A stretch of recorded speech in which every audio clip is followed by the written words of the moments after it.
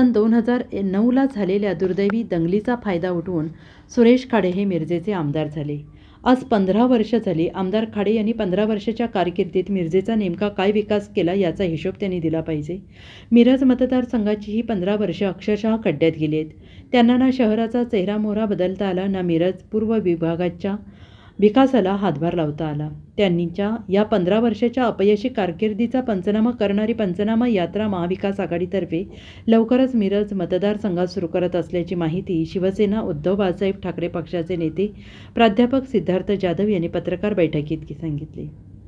पत्रकार बैठकीत बोलताना प्राध्यापक सिद्धार्थ जाधव पुढे म्हणाले, आमदार खाडे हे मतदारसंघात जे मोठे मोठे फलक लावून निधीचे मोठे मोठे आकडे मांडतात, ते पैसे नेमके गेले कुठे याचा हिशोब आम्ही त्यांना विचारू. मिरजेतील रस्ते का झाले नाहीत? मिरजेच्या वैद्यकीय क्षेत्रासाठी तुमचं योगदान काय? मिरजेच्या संगीत क्षेत्रासाठी तुमचं नेमकं योगदान काय? मिरज रेल्वे जंक्शनचा विकास का झाला नाही? मिरजेच्या ST स्थानकाचा विकास का झाला नाही? ST स्टँड आणि मिरज रेल्वे स्टेशन परिसर दारू गांजा नशेखोरांचा अड्डा का बनला? दंडोबाचा डोंगर पर्यटन केंद्र म्हणून का विकसित करू शकला नाही? असा प्रश्नसुद्धा प्राध्यापक सिद्धार्थ जाधव यांनी व्यक्त केला आहे. प्राध्यापक सिद्धार्थ जाधव पुढे म्हणाले, मिरज औद्योगिक वसाहतीमध्ये एखादा मोठा उद्योग का आणला नाही?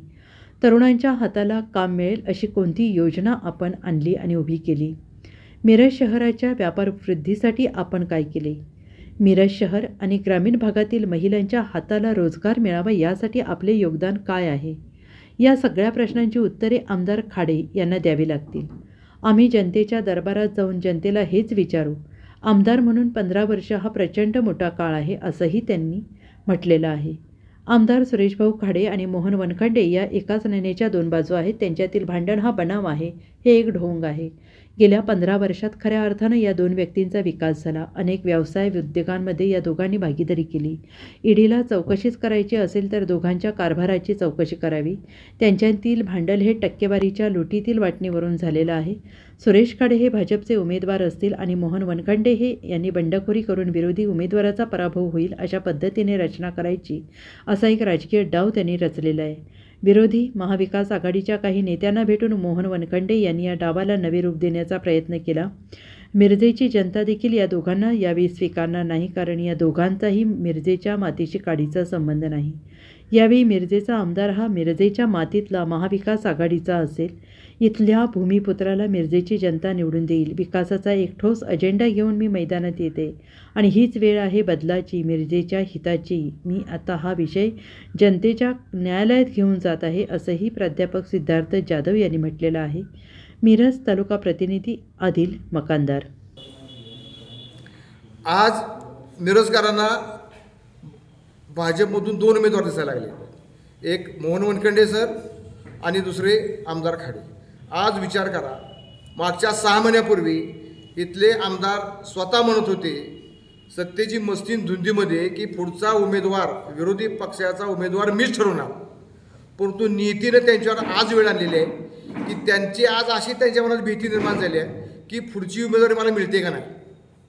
त्यांचेच PA आज मोहन वनखंडे दंड ठोकतो त्यांच्या पुढे उभा राहिलेले आहे.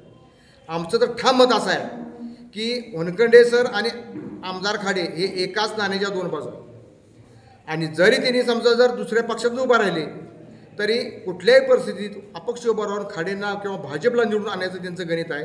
पण हे गणित पूर्ण मिरजकरांना समजलेलं आहे. त्यामुळे या भाजपमधून कोणी उभा राहावं, मिरजकर ह्यावेळेला त्याला जुमानणार नाही, त्याला झगडून टाकणार नाही.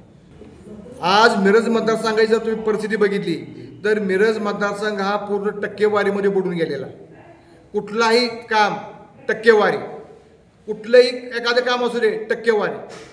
त्यामुळं मिरजेतले कॉन्ट्रॅक्टर आज कुठलाही समजा एखादा BE सिव्हिल माझा तरुण इथला हुतकरून एक कॉन्ट्रॅक्टर असेल, सामान्य घराला एखादा BE सिव्हिलला एखादं शासकीय काम करायचं असेल तर त्याला टक्केवारीला समजावं लागतं. टक्केवारीमुळे तो काम चांगलं करू शकत नाही. त्यामुळे कितीतरी मुलं, आणि आज सगळ्यात महत्त्वाचं होतं की प्रत्येक गावामध्ये एक ठेकेदार हा पोचलेला आहे. त्या ठेकेदाराच्या मार्फतच ही सगळी हजारो कोटीची कामं केली जातात. आणि जर दुसऱ्या कोणाला पाहिजे असेल तर त्या टक्केवारीशिवाय त्याला काम मिळत नाही आणि बाकीचा बारीक कॉन्ट्रॅक्टर इथं टक करू शकत नाही. ठराविक ठेकेदारांनाच माझं ठाम मत आहे की मला असं सुद्धा वाटते की पालकमंत्र्यांची या टक्केवारी जे ठाम ठोकेदार आहेत त्यांच्यात पार्टनरशिप सुद्धा असावी, भागीदारी सुद्धा असावी, याची सखोल चौकशी आता हे ईडीने करावी. आज मितीला आमदार सुरेश खाडेकडून पालकमंत्र्यांच्याकडून कोणतेही मिरजेत भरीव काम झालेलं नाही. तसंच त्यांनी ग्रामीण भागात सुद्धा विकास केला नाही. तर ते जे सांगतायत आणि जी भली जी मोस्टर लावलेली आहेत की 1000 कोटी आणले, 2000 कोटी आणले, तर त्यांनी हा निधी आणला कुठं याचा पंचनामा करण्यासाठी आम्ही लवकरच महाविकास आघाडीतर्फे पंचनामा यात्रा सुरू करणार आहोत.